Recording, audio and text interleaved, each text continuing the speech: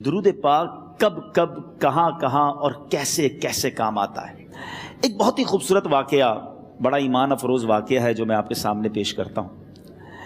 ایک دوست نے اپنے ایک دوسرے دوست کو قرض دیا، اور جب اس نے قرض دیا تو وہ قرض ایک بڑی اماؤنٹ تھی، 3000 دینار۔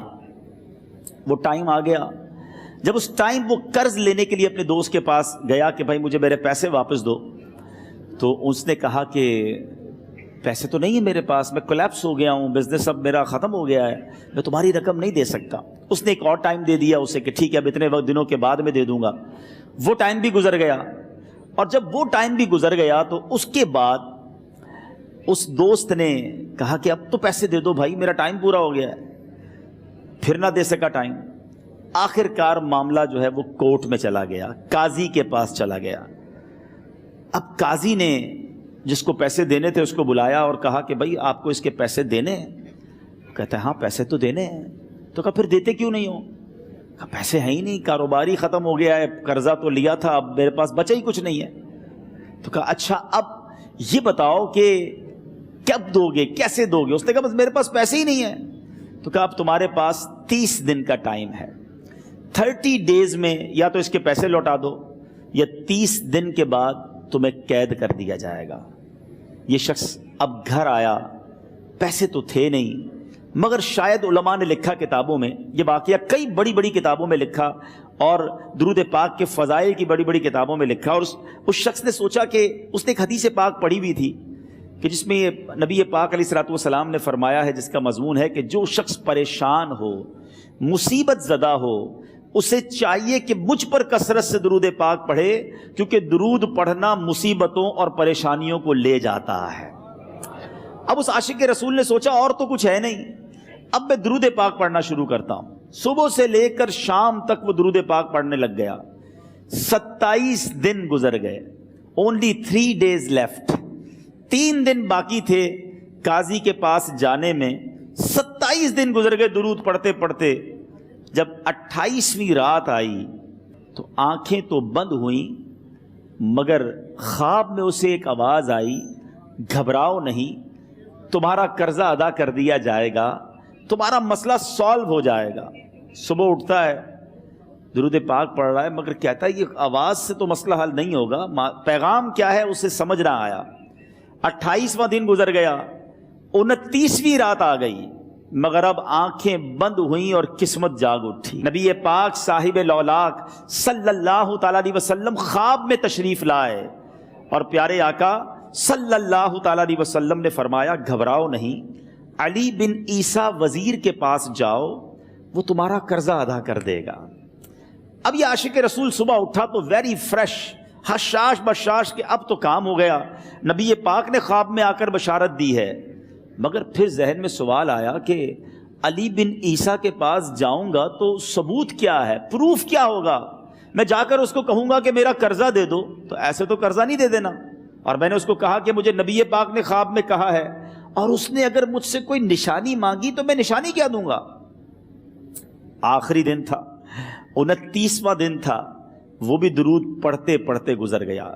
30th نائٹ آ گئی، صبح وہ دن ہے جب عدالت میں جانا ہے۔ اب اس رات پھر نبی پاک علیہ الصلوۃ والسلام خواب میں تشریف لائے، اور آقا علیہ الصلوۃ والسلام نے فرمایا کہ علی بن عیسیٰ وزیر کے پاس جاؤ، وہ تمہارا قرض ادا کر دے گا۔ کہ حضور چلا تو جاؤں گا، لیکن اگر وزیر نے مجھ سے کوئی نشانی طلب کی تو میں کیا جواب دوں گا؟ پیارے آقا علیہ الصلوۃ والسلام نے کمال کا ارشاد فرمایا کہ علی بن عیسیٰ سے کہنا کہ تم روزانہ فجر کی نماز کے بعد 5000 بار درود پاک پڑھتے ہو، یہ راز فقط تم جانتے ہو اور تمہارا رب جانتا ہے۔ اب یہ جب صبح اٹھا تو ایک نشانی بھی مل چکی تھی۔ عدالت میں جانے سے پہلے وزیر کے دربار میں پہنچ گیا، اسے یہ ڈر تھا کہ آج پیسے نہ لوٹائے تو سزا ہو سکتی ہے۔ جب وزیر کے دربار میں پہنچا تو وزیر اپنے مشیروں کے ساتھ بیٹھا تھا۔ کہا مجھے آپ سے بات کرنی ہے۔ کہا بتاؤ کیا بات کرنی ہے؟ کہا میں ایک پیغام لایا ہوں آپ کے لیے۔ اچھا کس کا پیغام لائے ہو؟ کہا میں نبی پاک جناب محمد مصطفیٰ صلی اللہ تعالیٰ علیہ وسلم کا پیغام لایا ہوں۔ وہ عاشق رسول وزیر تھا، کہتا بتاؤ میرے آقا نے کیا پیغام دیا ہے؟ کہا حضور میں 3000 دینار کا مقروض ہوں، آج آخری دن ہے اور میرے آقا نے مجھے بشارت دی ہے کہ آپ سے کہوں کہ آپ میرا قرض ادا کر دیجئے۔ علی بن عیسیٰ کہتا ہے کوئی ثبوت ہے آپ کے پاس؟ ہے کوئی دلیل بھی ہے آپ کے پاس؟ میں کیسے مان لوں کہ آپ کو نبی پاک علیہ الصلوۃ والسلام نے بھیجا ہے؟ عاشق رسول کہتا ہے خالی ہاتھ نہیں آیا، میرے آقا نے مجھے دلیل بھی عطا فرمائی ہے، مجھے ایک ایویڈنس بھی دیا ہے، اور پروف یہ ہے حضور کہ آپ روزانہ صبح فجر کی نماز کے بعد نبی پاک صلی اللہ تعالیٰ علیہ وسلم کی بارگاہ میں درود و سلام کا نذرانہ پیش کرتے ہیں۔ جب تک 5000 کا عدد پورا نہیں ہوتا آپ اس وقت تک کسی اور سے بات نہیں کرتے، اور اے وزیر صاحب یہ راز صرف آپ کو پتا ہے اور آپ کا رب جانتا ہے۔ اللہ اکبر! وہ وزیر تو جس کو کہے نا جھوم اٹھا، ایسا عاشق رسول وزیر تھا جو روزانہ صبح 5000 درود پڑھتا ہو، اس کی تو عید ہو گئی نا۔ وہ کہتا ہے مرحبا یا رسول اللہ، میرے آقا نے میرے درود قبول کر لیے، اس سے بڑھ کر میرے لیے سعادت کیا ہوگی۔ اب یہ وزیر اپنی سیٹ سے اٹھتا ہے، اپنے کمرے میں جاتا ہے، تھوڑی دیر بعد واپس آ کر اس عاشق رسول کے ہاتھ میں 3000 دینار رکھ کر کہتا ہے حضور پہلے 3000 دینار تو نبی پاک کا حکم کی میں ادب سے بجا لاتا ہوں، میرے آقا نے جو حکم فرمایا یہ 3000 دینار آپ کو پیش کرتا ہوں، حضور ایک اور 3000 دینار لیجئے۔ میرے گھر آپ آئے، اتنی اچھی خبر سنائی، آپ نے قدم رنجا فرمایا، یہ 3000 اس کا نذرانہ ہے، اور ایسا کیجئے 3000 اور لیجئے، اس سے اپنے بچوں کے لیے کچھ چھوٹا موٹا کام شروع کیجئے، اور ایک وعدہ کر کے جائیے، آج کے بعد زندگی میں آپ کو جب بھی کوئی کام پڑے میں آپ کا بھائی ہوں، مجھے یہ خدمت کا موقع دیجئے گا۔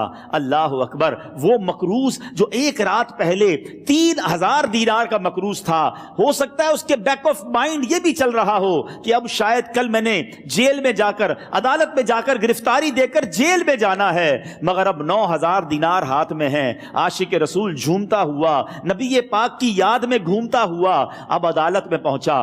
عدالت میں everybody expecting over there کہ آج اس نے آنا ہے اور آ کر کہنا یہی ہے کہ پیسے تو نہیں ہیں، گرفتار کر لو، مگر جا کر اس عاشق رسول نے 3000 دینار جج صاحب کے ہاتھ میں رکھ دیے۔ قاضی کہتا ہے پہلے تو یہ بتاؤ پیسے آئے کدھر سے؟ تم تو کہتے تھے غریب ہوں، تم تو کہتے تھے کاروبار نہیں ہے، ایک مہینے میں اتنی بڑی رقم کا انتظام کیسے ہو گیا؟ سبحان اللہ! اس عاشق رسول نے گویا زبان حال سے یہ کہا ہوگا کہ یہ تو کرم ہے ان کا، ورنہ مجھ میں تو ایسی بات نہیں، اتنا دیا سرکار نے مجھ کو، اتنی میری اوقات نہیں۔ اس نے وہ پورا واقعہ بھری عدالت میں سنا دیا۔ اللہ اکبر! میرے پیارے اسلامی بھائیوں ذرا سوچو پہلے زمانے میں کیسے عاشقان رسول ہوا کرتے تھے، وہ جج، وہ قاضی بھی کیسا سرکار علیہ الصلوۃ والسلام کا عاشق تھا۔ اپنی سیٹ سے اٹھتا ہے، بھرے دربار میں، بھری عدالت میں، وہ اپنے چیمبر میں، اپنے کمرے میں جاتا ہے، اور تھوڑی دیر بعد واپس آ کر اس کے ہاتھ میں بھی 3000 دینار ہیں، اور وہ 3000 دینار جو ہے وہ اس عاشق رسول کے ہاتھ میں رکھتا ہے کہ سارا ثواب علی بن عیسیٰ کیسے لے جائے، میں بھی تو نبی پاک کا غلام ہوں، میں تمہارا قرضہ میں ادا کرتا ہوں۔